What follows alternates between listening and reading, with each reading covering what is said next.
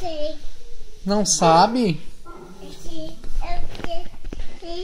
Eu esqueci. Você me lembra? É que eu tô enganada. Era pra você. Como é que elas nascem? Elas nascem do ovo? Não, Elas nascem da barriga da mamãe delas? não.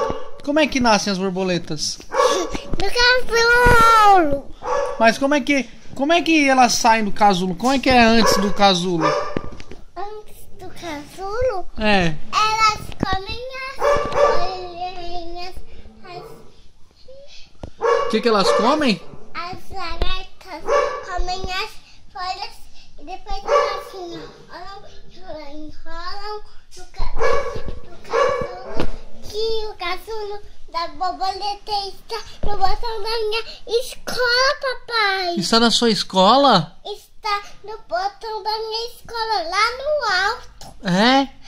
E depois que a lagarta entra no casulo, o que acontece? Ela vira borboleta. Sério? E como é que ela faz o casulo? Não sei, papai. O casulo é feito de que material? Não sei o material. É de ferro? Não, É de quê? não sei. De prata. Só pode ser de alguma coisa. Não é? Mas é um tecido? É uma linha? O que é?